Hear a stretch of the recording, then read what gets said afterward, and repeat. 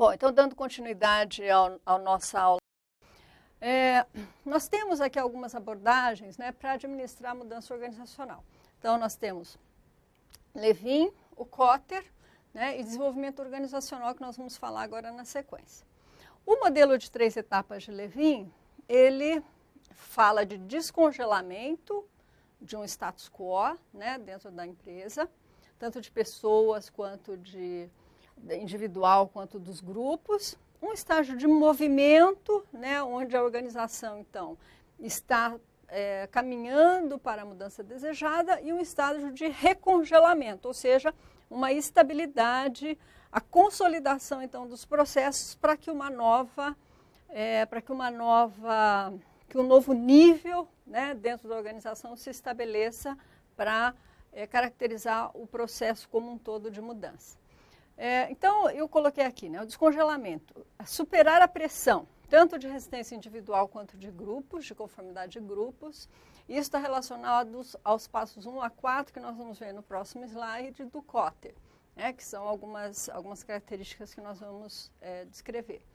O estágio de movimento, ou seja, a mudança que leva a organização do status quo, daquela condição que ela vinha tendo, para uma nova condição desejada, para enfrentar a turbulência do ambiente empresarial, que é definido nos passos 5 a 7, que nós vamos ver depois no próximo slide, e a estabilização, que é o recongelamento, né? A estabilização de uma intervenção de mudança para que haja o equilíbrio dessas forças impulsionadoras e dessas forças limitadoras. Então, nós temos as forças que propulsionam, ou seja, que direcionam o comportamento no sentido contrário ao que vinha acontecendo, ao status quo, e fazem com que a empresa realmente tenha todo o desconforto, mas que tenha toda a mobilização para esse processo de mudança, e as forças restritivas, que são as forças que nós vimos anteriormente, que estão relacionadas a características pessoais e às características da própria organização. Bom, então, mais uma abordagem para administrar a mudança organizacional. Nós vamos descrever aqui os 8 passos de Kotter, que os passos de 1 a 4, né, que é estabelecer um sentido de urgência, criar uma razão convincente para que as pessoas realmente aceitem que a mudança é necessária, formar coalizão de forças suficiente para liderar a mudança, ou seja, ter um grupo de comando, né, de equipes multifuncionais para te ajudar nesse processo de mudança, criar visão para direcionar essa mudança, para atingir as estratégias dentro da visão do processo de mudança, e comunicar, ter esse processo de comunicação bastante extensivo para todos. Esses 4 primeiros passos estão relacionados à fase de descongelamento, ou seja, você tem que preparar a empresa e toda a empresa para começar a se movimentar, a quebrar a resistência das pessoas e dos grupos para o engajamento nesse processo de mudança. Os passos de 5 a 7 estão relacionados ao processo de movimento, lá do Levin.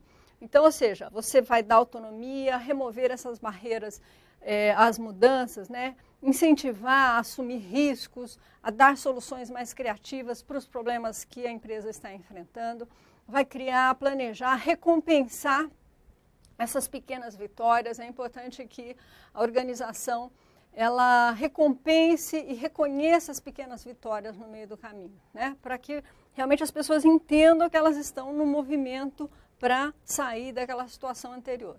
Consolidar as melhorias, reavaliar, né, as mudanças, fazer os ajustes necessários. Não vai dar tudo certo, você vai ter que fazer pequenas adaptações ou grandes adaptações no plano inicial, mas é importante que você tenha, então, essa capacidade para avaliar. Então, do 5 ao 7, aqui nos passos de Kotter, corresponde à fase de movimento do Levin, né?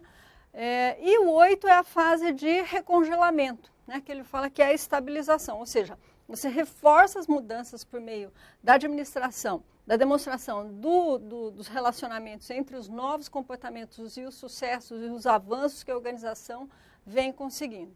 Então, tem um começo, um meio, enfim, ou seja, um descongelamento, né, uma fase de mudança, de movimento e uma fase de congelamento, tá bem?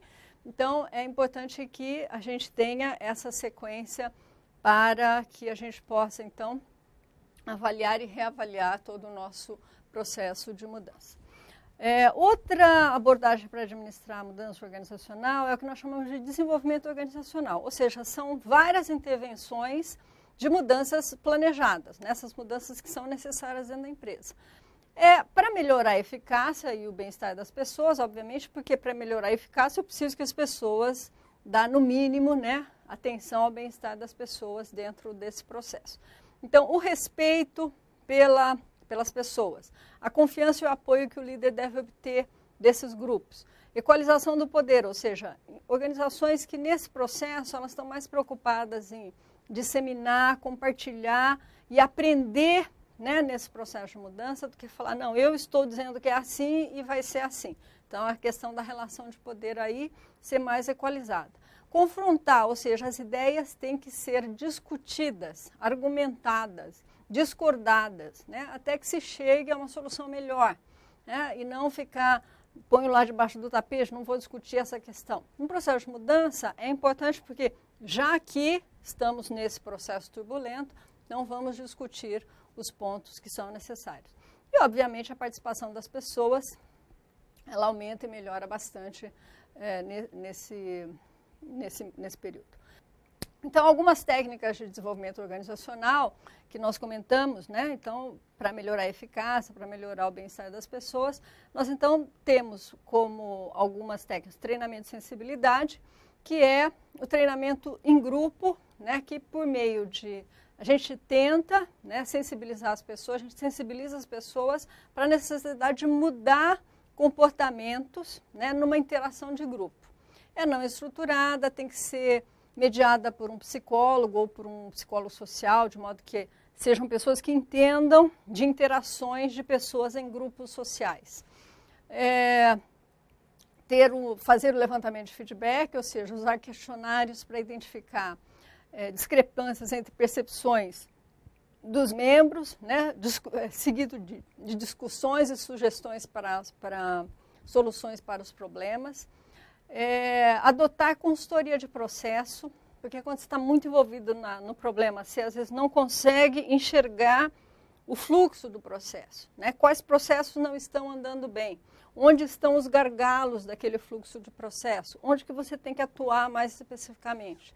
Então, é importante entender melhor os processos organizacionais, identificando onde que ele precisa de reformulação e de aperfeiçoamento. Construir equipes onde haja alta interatividade, para aumentar a abertura e a confiança entre os membros da equipe. Promover, então, mudanças de atitude, atitudes mais positivas em relação à mudança, diminuir os estereótipos entre os grupos, entre as pessoas e as participações, então, as percepções que as pessoas têm umas das outras. E a investigação apreciativa, que é um processo onde você identifica qualidades que são exclusivas daquela organização, os pontos fortes, e por isso que ela se chama apreciativa. Para onde a empresa pode e deve ir, quais são os pontos fortes, o que ela tem de força como organização, visando sempre melhoria do desempenho. Para criar, então, uma cultura de mudança organizacional, é importante que a gente estimule essa cultura de inovação. A inovação, ela já o conceito de inovação é uma nova ideia para desenvolver ou melhorar um produto, um processo ou um serviço. Então, na verdade, nós sempre devemos estar neste processo de inovação. Quando a gente pensa em melhoria contínua, nós estamos pensando em inovação continuamente. Então, as fontes de inovação, nós vemos que elas são influenciadas por variáveis estruturais, ou seja, as próprias estruturas organizacionais das empresas, elas podem facilitar ou dificultar esse processo de inovação, a cultura de inovação que leva a um processo de mudança. Ou seja, as estruturas mais orgânicas, elas são mais flexíveis, têm menos diferenciação vertical, menos formalização e menos centralização. Então, as decisões podem ser mais compartilhadas, enfim, e não tem essa verticalização tão rígida. A experiência gerencial também auxilia, porque ela dá legitimidade, né? O gerente, o gestor, ele tem legitimidade e conhecimento acerca dos processos e dos resultados que eles querem obter. Empresas que têm abundância de recursos, né? É interessante, obviamente, porque toda inovação, ou a maioria delas pelo menos, ela envolve custos envolvendo o processo, que pode ser custos na própria implementação ou diante de algum fracasso, né? Porque quando você está inovando, você está assumindo risco e, obviamente, você tem que ter dinheiro para poder bancar todo esse processo. A comunicação interna entre as unidades, né? Você deve criar, então, comitês, grupos de força-tarefa, comitês de discussão, equipes multifuncionais para aumentar a comunicação interna entre as pessoas. E você deve recompensar os campeões de ideias, né, como o nosso livro traz, que são pessoas que assumem uma inovação e promovem uma ideia de forma ativa, né, de forma entusiasta. E por isso elas conseguem o apoio, né, vencem as resistências das pessoas, asseguram a implementação da inovação.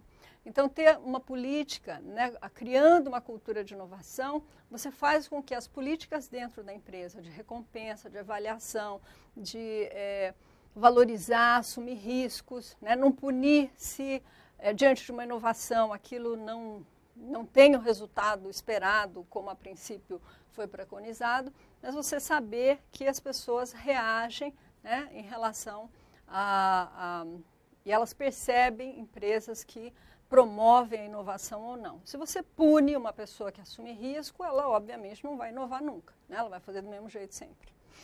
Bom, então a organização que aprende, ela desenvolve uma capacidade contínua de se adaptar e de mudar. Por isso, né, que é importante que a gente tenha essa visão compartilhada na qual todos dentro da organização concordem. As pessoas abrem mão das suas velhas ideias, das suas rotinas padronizadas, né, compartimentadas, e buscam outras formas inovadoras para realizar o seu trabalho. As pessoas, então, vão pensar nos processos, né, em todos os processos, onde que estão os gargalos, quais as atividades envolvidas, quais as funções organizacionais e as interações com as outras equipes que eu tenho que ter. As pessoas têm que se comunicar de uma maneira mais aberta, né, sem medo de críticas e punições, e aí está relacionado a que tipo de política de RH você vai ter, como que você vai avaliar, como você vai recompensar e valorizar a questão da propensão a pessoa a inovar, a assumir riscos. As pessoas sublimam, então, os seus interesses pessoais para um bem maior, né? Então, não é só mais o meu departamento que é importante, o meu interesse, mas o interesse de uma visão compartilhada da organização. A organização aprende e ela tem rituais para demarcar essas situações de aprendizagem, né? Não é só sistemas de informação automatizados, gerenciais, enfim, que promovem uma organização que aprende, né, uma gestão do conhecimento dessa organização, mas pequenas atividades, né, como nós comentamos anteriormente, como formação de comitês, grupos de força-tarefa, onde as pessoas possam compartilhar conhecimento e informação. Ela faz com que a organização, então, saia de um estágio de manutenção, né, da situação anterior e passe a aprender e a se preparar para um processo de mudança. Bom, a aprendizagem, nós temos dois tipos, né, que nós chamamos de aprendizado de ciclo simples, onde eu só corrijo os erros segundo as rotinas prévias, as políticas que estão já estabelecidas, e o aprendizado de ciclo duplo, onde eu corrijo os erros, modificando os objetivos, as políticas e as rotinas padronizadas estabelecidas na organização.